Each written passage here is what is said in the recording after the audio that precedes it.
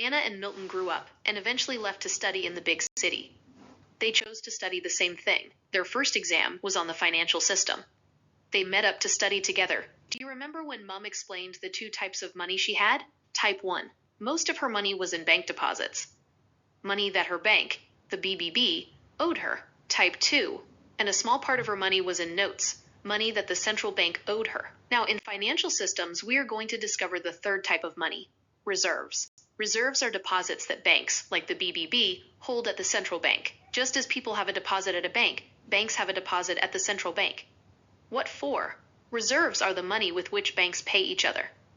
Let's look at how. When we came to study in the big city, we each opened an account at Bank SSS so that Mum could transfer 1,000 euros to each of us for our expenses. The first 1,000 euros went to me. After Mum ordered the payment from her account at the BBB to my account at the SSS, the BBB removed 1,000 euros from Mum's deposit. So the BBB ordered the payment of 1,000 euros to the SSS using its reserves to do so. In this way, the 1,000 euros in reserves at the central bank ceased to be the BBB's property and became the SSS's property. The SSS, upon receiving the 1,000 euros in reserves, added 1,000 euros to my deposit. And the same for you, Milton. When Mum ordered the payment from her account at the BBB to your account at the SSS, the BBB removed 1,000 euros from Mum's deposit. So the BBB ordered the payment to the SSS, who upon receiving it added the 1,000 euros to your deposit. So what are reserves, Milton?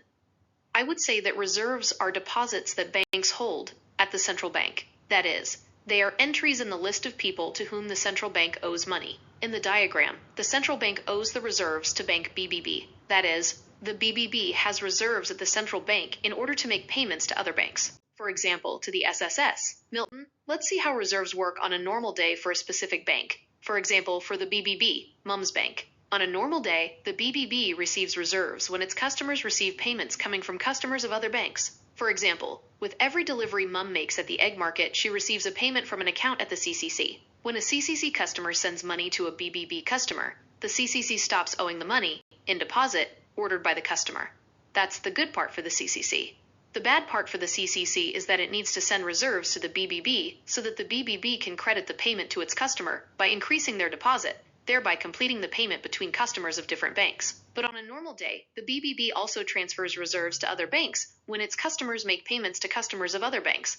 For example, when Mum sent me 1,000 euros to my SSS account. That is, if on a normal day the BBB receives the same amount in payments from other banks, e.g. the 1,000 euros in the example from the CCC, as the amount it sends to other banks, e.g. the 1,000 euros in the example to the SSS, the bank BBB in principle does not need to hold a large cushion of reserves of liquidity. But if on a particular day the BBB has no reserves, and on that same day its customers do not receive payments from other banks, but do order payments to other banks, that day the BBB has a liquidity problem, as it has nothing to pay the receiving banks of its customers' payments. One solution for the BBB is to borrow reserves from another bank, for example, from the CCC. Once the reserves are transferred from the CCC to the CCC records the loan made in its assets, and the BBB records the loan received in its liabilities. The BBB, having obtained the reserves through the loan, can now make the payments to the SSS. An alternative solution is to borrow reserves from the central bank. The central bank records the loan granted in its assets,